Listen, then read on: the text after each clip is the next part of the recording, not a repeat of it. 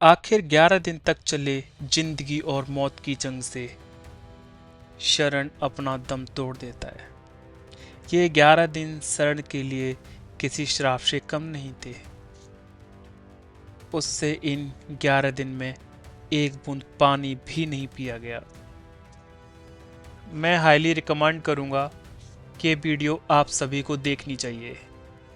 खासकर वो लोग इस वीडियो को ज़रूर देखें जो किसी के साथ लव रिलेशन में है, खुद से ज़्यादा उस अपने पार्टनर पर भरोसा करते हैं। इस भरोसे का गलत इस्तेमाल भी हो सकता है, जैसे इस वीडियो में लड़की ने उस लड़के के साथ किया। मैं ये नहीं कह रहा कि हर प्यार करने वाला ऐसा करता है, लेकिन ऐसे अनगिनत केस आए दिन सामने आ रहे हैं जिससे प्यार से भरोसा उठ जाने लगता है। आज हम बताएंगे शरण और ग्रीष्मा की रोमांटिक लव स्टोरी कैसे बनी एक खौफनाक मर्डर स्टोरी। नमस्कार दोस्तों, मैं हूं शिवेंद्र। आप देख रहे हैं दस्तक। अक्टूबर 2021 में शरण जब बस से ट्रैवल कर रहा था, तब उसकी नज़र उसी बस में बैठी एक लड़की पर पड़ती है।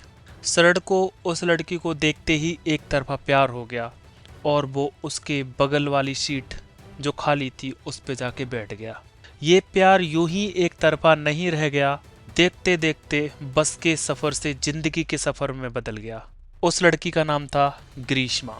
दोनों की उम्र लगभग शादी के मुताबिक थी। शरण की उम्र 23 साल और ग्रीष्मा की उम्र 22 साल। ग्रीष्मा मुस्लिम आर्ट कॉलेज से पोस्ट ग्रेजुएट कर रही थी और शरण मेडिकल मिशन क्रिश्चियन कॉलेज से रेडियोलॉजी से बीएससी कर रहा था, जो फाइनल ईयर में था। शरण अपनी सारी जिंदगी ग्रीष्मा के साथ बिताना चाहता था। इस बीच ग्रीष्मा का रिश्ता नागरकोइल में रहने वाले एक लड़के के साथ हो गया जो इंडियन आर्मी में सेवा दे रहा था। 4 मार्च 2022 को ग्रीष्मा की इंगेजमेंट हो जाती है और शादी की तारीख लगभग 1 साल के बाद निकलती है। जब यह बात शरण को पता चली तो उसने धीरे धीरे ग्रीष्मा से बातचीत करना कम कर दिया, धीरे धीरे दूरियां बनाने लगा। लेकिन ग्रीष्मा ने उसे भरोसा दिलाया कि मैं आपसे ही शादी करूंगी और कुछ ही दिनों में आपके साथ भागकर चलूंगी। शरण ये सब बातें सुनकर वापस ग्रीष्मा के साथ उसकी जिंदगी में जुड़ गया और यही फैसला शरण की जान ले लेगा, उसने ऐसा सोचा ना था। ग्रीष्मा सिर्फ मतलब के लिए इस्तेमाल कर रही थी। शादी जैसे जैसे करीब आती जा रही थी, ग्रीष्मा शरण से पीछा छुड़ाने लगी, लेकिन शरण उससे काफी करीब आ चुका था। ये सब देख ग्रीष्मा की चिंता और बढ़ने लगी, तो उसने एक नाटक रचा। उसने शरण को बोला कि मेरी कुंडली में दोष है जिसकी वजह से पहले पति की मृत्यु हो जाएगी। ग्रीष्मा का ढोंग था कि वह उस फौजी से शादी कर लेगी, फिर वह फौजी मर जाएगा और शरण के साथ खुशी खुशी वापस आके रहने लगेगी। ऐसे कई जाल ग्रीष्मा ने फेंके, लेकिन ऐसी बातों पे शरण को बिल्कुल भी विश्वास न था। उसका कहना था ये सारी फिजूल की बातें हैं। ये सारी बातें फिजूल में मानते हुए शरण इनकार करता रहा, ऐसा कुछ नहीं होता। ऐसे कई जाल ग्रीष्मा के फेंकने पर शरण ने बोला मैं इन सब बातों पे यकीन नहीं करता। उल्टा ग्रीष्मा के साथ केरला में चर्च में जाकर शादी कर ली। अब ग्रीष्मा इससे बाहर निकलते निकलते और अंदर तक फंस गई। जब भी ग्रीष्मा शरण से मिलने आती तो गले में मंगलसूत्र और मांग में सिंदूर लगाकर आती, जिससे शरण को उसकी बातों पे काफी भरोसा होने लगा। उन्होंने शादी के कुछ दिन होटल में बिताए, एक शादीशुदा कपल की तरह। जब ग्रीष्मा हर तरह से शरण का पीछा छुड़ाना चाहती थी और हर एक प्रयास में असफल रही, तो आखिर उसके मन में भयानक ख्याल पनपने लगे कि वह किसी न किसी तरह से शरण से पीछा छुड़ाने लगी। ग्रीष्मा शरण को लेकर एक केरल के ब्रिज पे आई और उसे जूस पीने के लिए एक चैलेंज रखा। ग्रीष्मा के हाथ में 2 मैंगो जूस की बोतल हैं, जिसमें एक बोतल में पहले से ही 50 पैरासीटामोल की टैबलेट उसने घोल रखी हैं।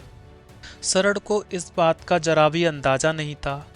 वह ऐसे ही सेल्फी कैमरे से रील बनाने लगा।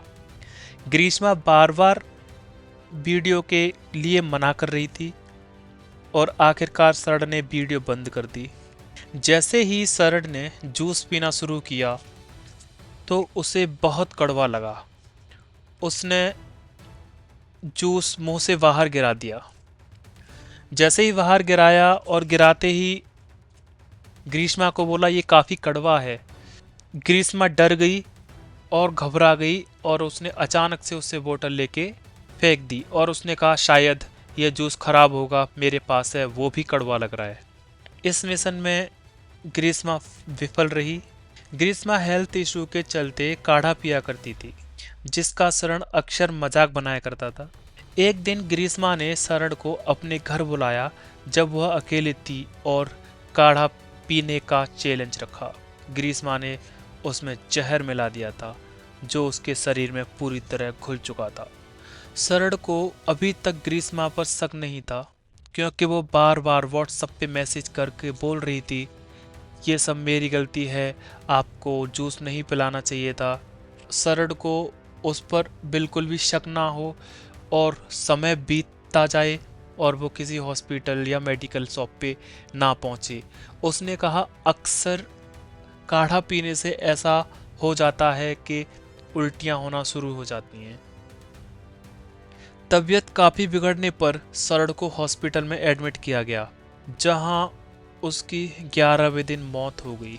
मरने से लगभग 3 दिन पहले जब शरण को लगा अब उसका बच पाना मुश्किल है, तब उसने अपने पिता को अपने और ग्रीष्मा के रिलेशन के बारे में सब कुछ बता दिया और काढ़े के बारे में भी बताया कि किस तरह से ग्रीष्मा ने उसको अपने घर पे बुलाया और काढ़ा पिलाया। काढ़ा पिलाते ही कैसे उसको उल्टियां होना शुरू हो गईं। 25 अक्टूबर को लगभग शाम को 5 बजे शरण ने दम तोड़ दिया। उसी के 5 दिन बाद 31 अक्टूबर को पुलिस ने ग्रीष्मा को पूछताछ के लिए पुलिस स्टेशन बुलाया। तब ग्रीष्मा ने एक मनगढ़ंत कहानी रची और कहा जब शरण मेरे घर आया था तब उसने मेरी इंगेजमेंट की तस्वीरें देख ली और उसने कहा मैं खुद आपकी ज़िंदगी से दूर हो जाऊंगा और किसी को पता तक नहीं चलने दूंगा। इतना सुनकर ग्रीष्मा ने कहा मैं वॉशरूम में चली गई और इसी पल उसने बेड पे रखी हुई दवाई पी ली। यकीन दिलाने के लिए उसने पुलिस स्टेशन के बाथरूम में जाकर टॉयलेट क्लीनर पी लिया और उसे हॉस्पिटल में एडमिट करना पड़ा। तबीयत सुधार आने के बाद ग्रीष्मा को डिस्चार्ज कर दिया गया। आखिर सच कब तक छिपाया जा सकता है? जब पुलिस को शक हुआ तो ग्रीष्मा की व्हाट्सएप चैट और ब्राउजिंग हिस्ट्री को रिकवर किया गया। ब्राउजिंग हिस्ट्री और व्हाट्सएप चैट मिलते ही पर्दाफाश हो गया। उसमें पता चला कि इसके अलावा ग्रीष्मा के 4 और अफेयर्स थे और उसने कंटिन्यूअसली ब्राउजिंग हिस्ट्री पे सर्च किया था कि अगर ओवरडोज पैरासीटामोल देने से बॉडी ह्यूमन पे क्या इफ़ेक्ट पड़ता है, जहर खाने के क्या क्या कॉजेस हो जाते हैं। ऐसी कुछ हिस्ट्री सामने आई। आखिरकार ग्रीष्मा ने मान ही लिया कि ये सब कैसे जानबूझकर किया था। उसने ये भी बताया इससे पहले लगभग 10 बार शरण को जहर देने की कोशिश कर चुकी है, लेकिन वो हर बार असफल रही। कोर्ट ने ग्रीष्मा को 3 साल की सज़ा सुनाई है और कहा है ये काफ़ी गंभीर केस है। It was absolutely inconducive with my perceptions and also my thought and thinking, because while I was just going through entire evidence and while arguing the matter before the court of law, in fact I was confident that that would be admitted and accepted by the court, because such a fashion the evidence was tendered in the court. So that was accepted by the court, and the court has literally that has been examined, analyzed, and also at the time when I argued that the highest and the rarest of the rare case category is there in this particular case and capital punishment is to be awarded, that was also well discussed and well narrated by the court in open court, and probably just even all the media people and who were present there in the court also could have just heard that. So I think just I need not explain that in what fashion court has just pronounced the judgment. In fact, for the first time in my official engagement as a special public prosecutor, this verdict in a very very fantastic manner the court has, because the court, I should say one word about the court also, because in a very short span of time, about 40 days or so, in fact, this after frame. Rarest of the rear case है। लोग ग्रीष्मा को फांसी देने की मांग कर रहे हैं। आगे वक्त बताएगा कि क्या होगा। मिलते हैं और किसी ऐसी ही वीडियो के साथ। तब तक के लिए अपना ख्याल रखें, सुरक्षित रहें।